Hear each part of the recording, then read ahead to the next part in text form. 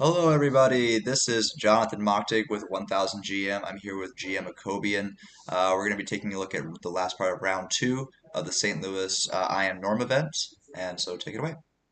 Hello everyone, Grandmaster Akobian here, and we're going to take a look at the game Roman Kozolov versus IM Justice Williams. And Justice is a very strong player. I've known him for many years.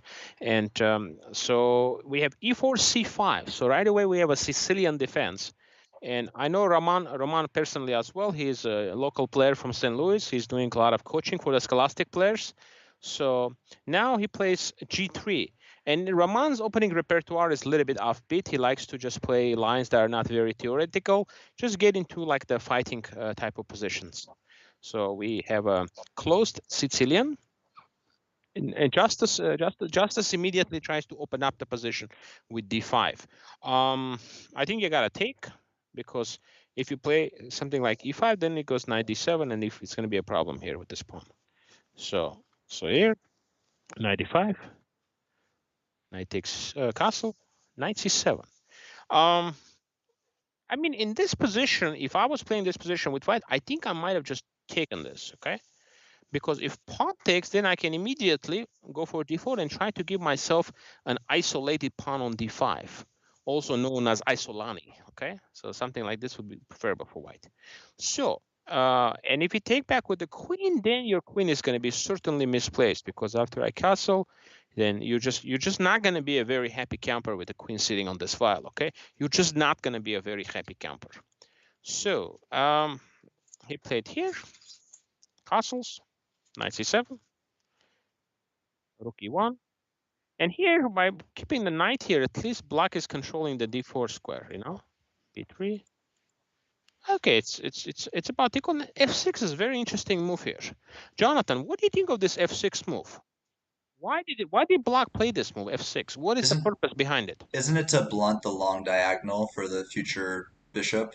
Isn't that bishop going to be? Absolutely. Well, it's a multi-purpose move. Yeah, It one stops idea the it is stops the knight coming in on the king's side, so it can't invade, and the bishop is chomping on iron on f6, and with the g7 pawn helping, and the rook's helping, absolutely, bishop's helping. So absolutely. Well, you're trying to prevent the knight from jumping in on e5, and you're trying to also put your pawn on e5 at some point, and that way you can open up the diagonal for your bishop. See, this bishop wants to come out. it looks But very right now you that's a cannot very play French e5. If bishop. you play e5, I just take it. Yeah. So it's not going to be good, okay? No bueno. So I have to go here and then e5. This is what he's trying to do. He's trying to get the control of the e5 square and possibly put his pawn there, so he will have the freedom to move his bishop. So bishop a3. I'm not sure if I understand this move. I mean, bishop b2 was just played, and bishop a3. I think like this move is just a little bit off the chart here. So I think, something like queen e2 would be normal. Just develop the queen and maybe bring the rook into the game, something like that, just to continue with the development, okay? So I'm not sure if I like this move bishop e2 because it's moving the same piece twice.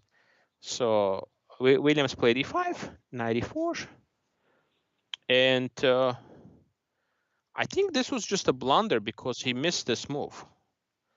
And the point being here, if you just take the pawn, just e4.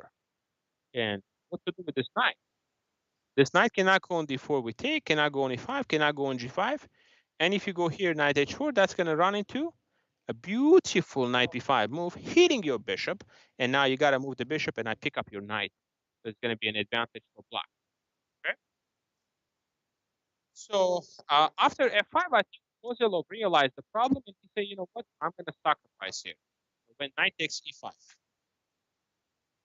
And the point is, if you take back with the knight here, then there is knight takes e5, c5, and now e5 knight is hanging.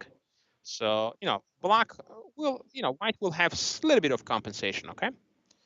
So he played here, knight c6. But here, unfortunately, it's just not enough. It's just it's only 2 pawns, and the value of the bishop is a lot more than that, okay? So that's why it's just, there's a pressure on c6, pressure on h7. So that's why it was knight d5. And from here on, it's basically black is winning, but it has to be very accurate. So c4. And we'll take a look at the entire game to see if there are some chances. Bishop c6, bishop g4, queen c2. Bishop goes on g2, queen d7. D4. Kozilov is trying to open up the position here. I mean, I don't know if this one was really necessary. Maybe bishop b2 was okay too, just to keep on. But now he sacrificed this, and the point is, the point of the sacrifice was that you cannot take on e7 here, because if you do, you're dropping your a1. That's why you couldn't do that. And you cannot take back with a pawn because e7 is hanging. So h3, bishop h5, g4. I think just compensation.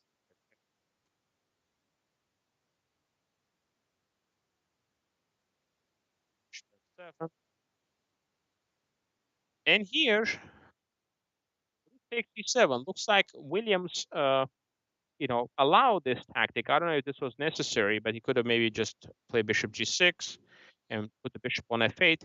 But he allowed these tactics because now if you take, c8 is hanging. So takes,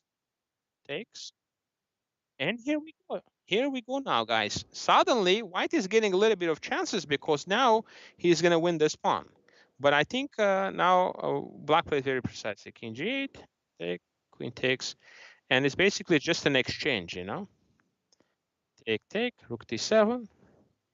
Activating the rook. Always remember, guys, rooks belong on a 7th rank, okay? Rook a1. Yeah, I don't like this setup. I think this is just a little bit off because the rook is just going to be really misplaced here. I would have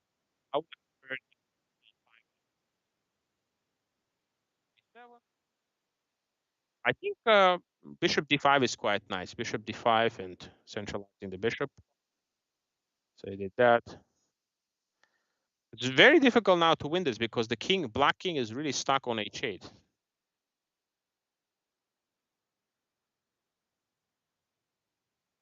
Take a pawn.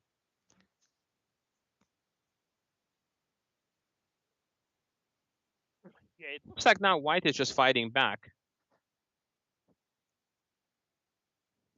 See, in general, you can give a check here, but it's also a good idea to have opponent's king cut off. Because if it's cut off on a back rank, then your pawn is queening, and it's just going to be a more consequences. It's going to be more like a mate. So that's why it's an idea to keep in mind, guys, to keep the king cut off. Okay, Jonathan? Very important. To opponent king is on a back rank, try to cut it off. So I think here just he started to lose the thread of the game, and now he just missed this move, rook e6. I heard this joke that kings are mini queens in the endgame and don't make your opponent's king better. Is that Yeah, a pretty well, the good joke? problem is now this is like really he missed the move rook e6. If there is no rook e6, this would have been a great play. But unfortunately, there's this rook e6, which is going to force a trade of the rooks, and you're losing the bishop. See, Oh, you're it's losing the pinned. bishop. And he probably calculated this, but he forgot about this. Takes, and guess what? You're not stopping this guy. And now it's just the only way. If you take, he just queens. You can't really stop it because your pawn is on the way.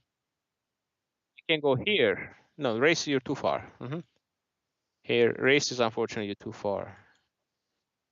I just e3, very important e3, because next move is e2, and if you take on h2, simply he goes here and promotes the pawn. So very nice finish. I really like this move, rook e6 here by Justice Williams. But here it was pity because Kozelov was losing most of the game, and now he fought back, and his position is close to a draw, and he just makes like a one move really painful blunder because he was so close to make a draw here.